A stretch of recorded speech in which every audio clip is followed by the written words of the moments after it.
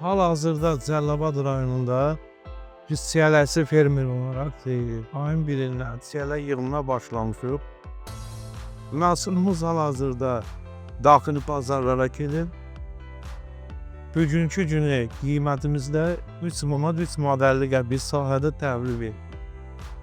İnşallah məhsulumuz çoxalandan sonra daxili bazarın təminatı, tələbatı ödənəndən sonra məhsulumuzu Rasiya şəhərlərinə, Qazaxıstana ixrac edəcəyik.